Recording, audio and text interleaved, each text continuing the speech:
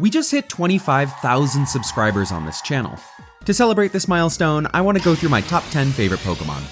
Whether you're curious about my top picks, want to waste several minutes by listening to a man talk about Pokemon, or even if you just want to see pictures of my dog, this is the video for you. At the end, I'll even introduce you to the Shepsky himself. After all, he is the reason the channel exists in the first place. As to be expected, this video will be me casually talking about my favorites, so you should let me know what yours are in the comments below. With that all said, let's get started. If somebody were to ask you, what's your favorite movie? It's probably not a hard question to answer. But if they ask you your 10th favorite movie, you'll probably be thinking about it for a minute. There are so many Pokemon I wanted to fit on this list, but at some point you have to make a decision. As you can tell by what's on screen, I'm a big fan of Generation 5, and all 4 of these Pokemon were ones I genuinely considered for that bottom spot. But at the end of the day, they all got booted in favor of a different Gen 5 Pokemon, Galvantula. In quite every aspect, I think Galvantula is fantastic. It's an electric spider. Not only is it a really cool concept, but they absolutely nailed the design. Not overly complicated, but striking nonetheless. From the moment you see it, you know exactly what it's supposed to be. As you could probably tell by some of my videos, I focus a lot on typings, and with Galvantula being the very first electric bug type, I was all over it. Not only is that typing great offensively, hitting every single type for neutral or super effective damage, but it only has 2 weaknesses as well. I remember coming across Joltik in my first playthrough of Black, and I never threw a ball so fast. But once it evolved, it was a done deal. Its stats are pretty good, it has a lot of fun moves to work with, and like I said before, it's just a really well designed Pokemon. I looked into who designed this Ella Spider, and it turns out the woman who designed Galvantula also designed both Goomy and Goodra, as well as all of the location preview screens for Heart Gold and Soul Silver. So overall, Saya Tsuruta, big fan of your work. My number 9 is one of those Pokemon that pops up a lot when it comes to favorites. Anybody who loves the Hoenn games is likely to have this Pokemon near the top, and that's Flygon. Look, what do you want me to say? It's Flygon. I'm inclined to just leave it on screen and call it at that. Whether we're talking concept, design, performance, Flygon is just a great Pokemon. It never mattered what I was playing, whether it was the main series games or side games like Mystery Dungeon, every time I saw a Flygon, I was stoked. It's a 6'7" dragonfly monster with goggles. Kind of hard to go wrong. I remember coming across Drake's Flygon for the first time and immediately looking up how to get one myself. It didn't matter that I had to suffer through 10 levels of Vibrava, it was worth the effort.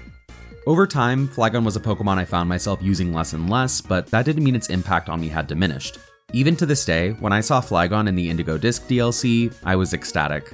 It almost made up for the pain of never receiving a Mega Flygon. Almost.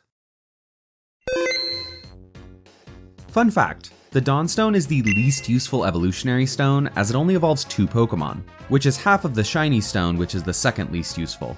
But the Dawnstone makes up for this lack of diversity by coming through with some great evolutions. The first of which is evolving female Snorunt into Frostlass, which is a Pokemon I hold in high regard for many reasons. But the second one is my number 8 favorite, Gallade. Gallade was my first shiny Pokemon in Violet. Full odds. I don't ever hunt for shinies, so I felt like I was on top of the world. And since then, that Gallade has become my main Pokemon for playing through Gen 9 and was my driving force in playing through the recent DLC. But my love for Gallade comes from more than this shiny, as it also comes from just being an amazing Pokemon in general. Psycho Cut, Leaf Blade, Night Slash, and nowadays it has Sacred Sword, Triple Axle, Throat Chop. I can see why Wally traded out Gardevoir for Gallade come Omega Ruby and Alpha Sapphire. Especially considering its stupid strong Mega Evolution. It's comforting to know that the fanbase's love of Gardevoir means that Gallade is never far behind, so people of culture like myself can bask in the riches of this blade-wielding badass. Next is a Pokemon I've come to appreciate more over time, which is ironic considering how much time I've had to appreciate it. Number 7, Dragonite. I know it's a bit basic, but also, Dragonite. I know, but bear with me. Dragonite. A lot of my love for this dopey dragon grew as a result of my best Pokemon IRL video. Learning more about the kind of Pokemon Dragonite is, I grew to appreciate this gentle giant and all of the fun tidbits of information surrounding it. Speaking of which, that's one of the benefits a popular Pokemon like Dragonite has in this franchise.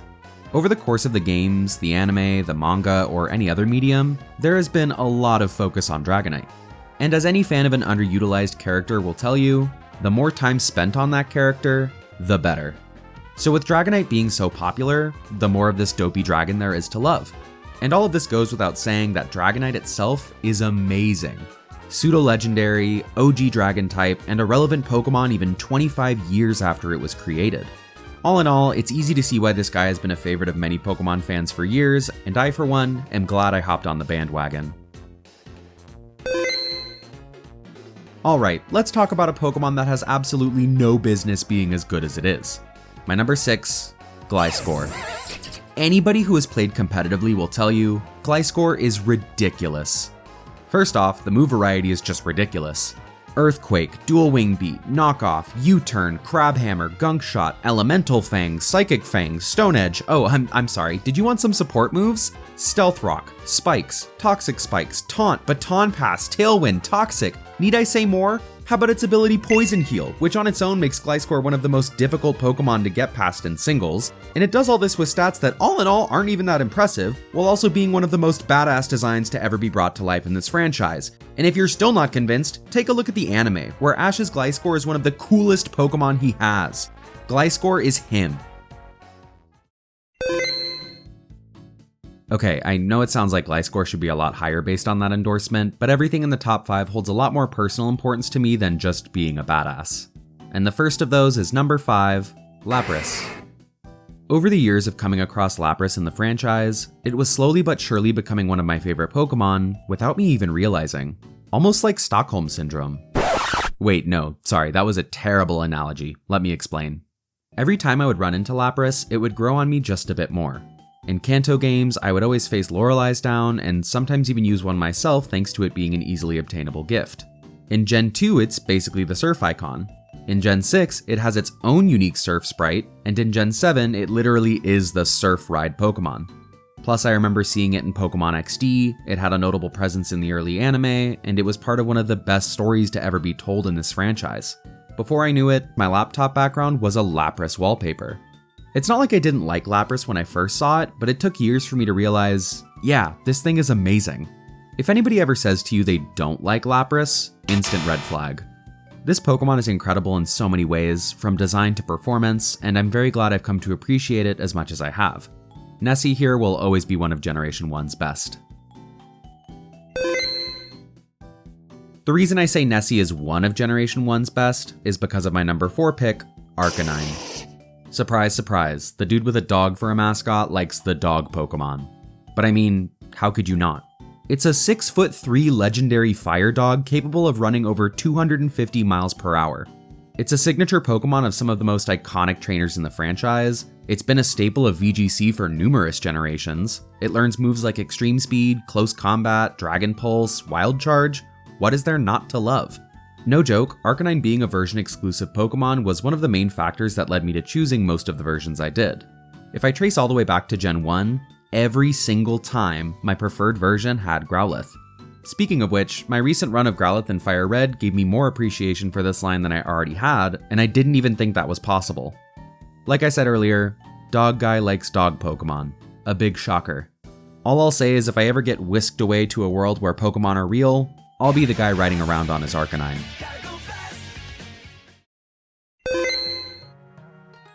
I can't think of how to lead into this next Pokemon without simply saying, it's really f***ing cool. Number 3, Heracross. I don't know when my love for this Pokemon started, but I do know that as long as I've been aware of it, it's been one of my favorites. Design? Fantastic. Simple, memorable, Heracross. As for performance, this thing is almost too fun to use. If you've played Heart Gold and Soul Silver and you've never caught a Heracross, please go use it now. Get Headbutt in Ilex Forest, go back to Azalea Town, and headbutt some trees until you find a Heracross. I promise you, Whitney will be shitting herself. There's so many things I can say about Heracross. Megahorn, awesome move. Its Sleep Talk performance in the anime, extremely cool to see. It's capable of throwing something nearly 12,000 pounds, and if it's Mega Evolved, that number reaches almost 60,000 pounds. Honestly, I feel like I said it best in the beginning. Heracross is really f***ing cool. If you're one of those people that pays attention to the little details, you probably knew this Pokemon was coming. Number 2, Absol. 3 words, Red Rescue Team.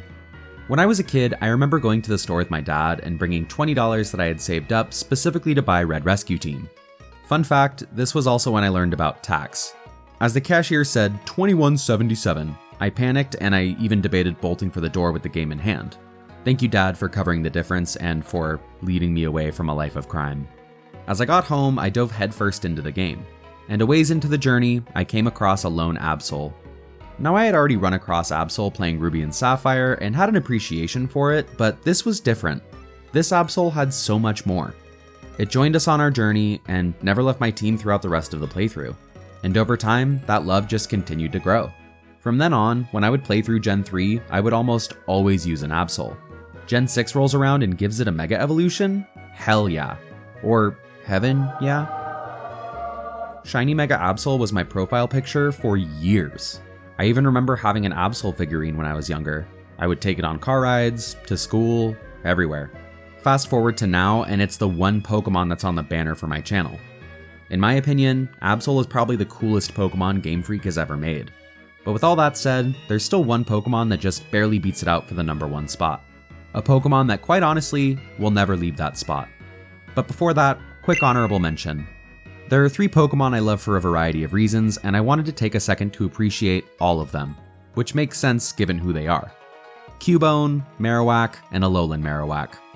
Cubone, adorable. It was often the Pokemon I was determined to get as my starter in Red Rescue Team.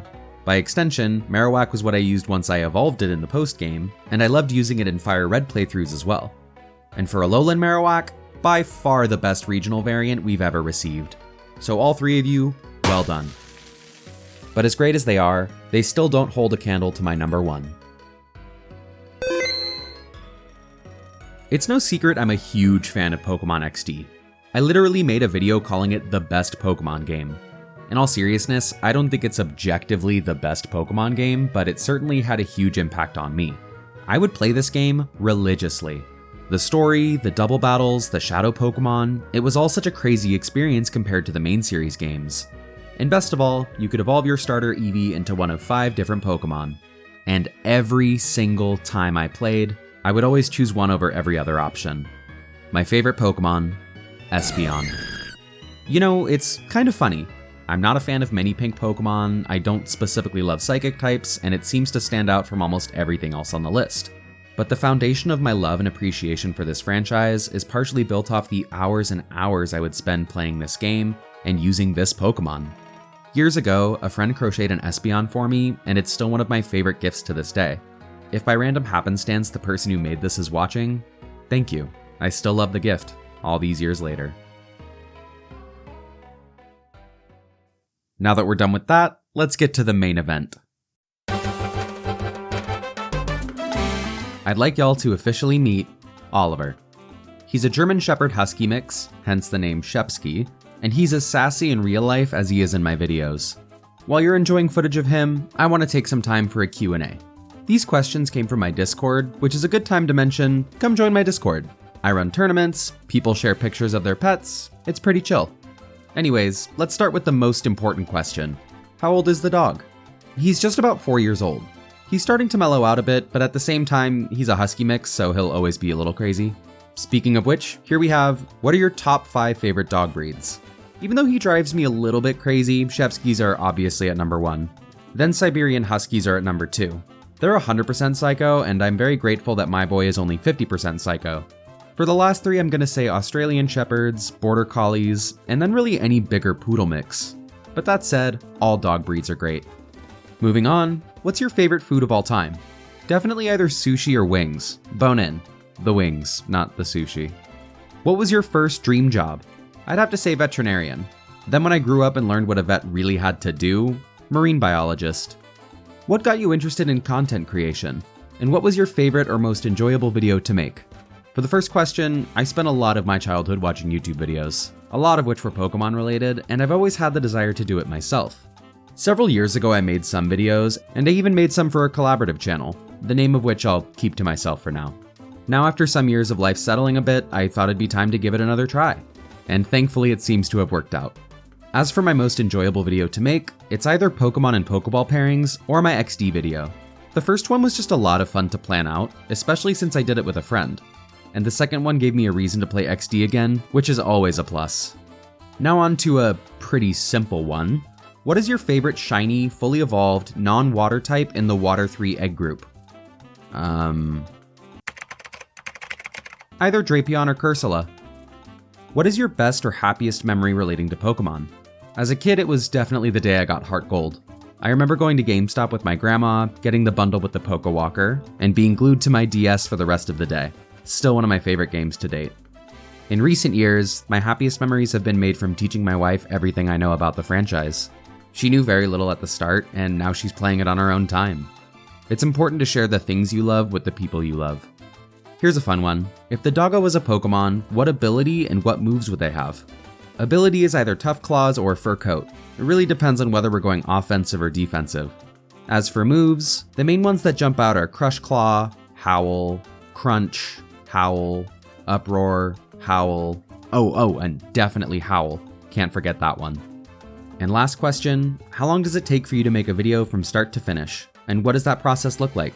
It really depends on the video, but typically the process starts with some research. Sometimes it requires a full deep dive, other times it's just checking minor facts and details. Next up is scripting. For context, a shorter video like Type Triangles was just over 3 full pages, single-spaced, whereas my Growlithe run was just over 10. Once the script is done, I'll record my audio. Recording is where I tend to procrastinate quite a bit, and even when I get around to it, a lot of the time I'll re-record lines 3 or 4 times, or sometimes even more. Like I've had recordings over 30 minutes long just to be cut down to 12 or 13 for the video. It's pretty bad. Once the audio is taken care of, I then edit everything in DaVinci Resolve. I'm very meticulous with my editing and also second guess myself a lot, and it'll often take me an hour just to edit 1 minute of a video. Again, some of that may be procrastination though. Oh, and I make my thumbnails somewhere in that mess of tasks. It changes every time. It's really hard to give a concrete answer on how long it takes to make a video, especially since those tasks are split around the week because of my IRL job, but my ballpark would be 30 hours, give or take. Definitely a hefty chunk of time. Speaking of which, I should get back to it. Thank you all so much again for helping my channel reach this milestone. It's very exciting to have taken this leap into the creation side of things and have it actually resonate with people. I'm sure most of you subscribe for the dog, but whether it's because of him or because of me, thank you. I'm really excited to keep building this community and to hopefully put out more content y'all will enjoy. So for now, as thanks for making it to the end of the video, here's a picture of my dog. Talk to y'all soon.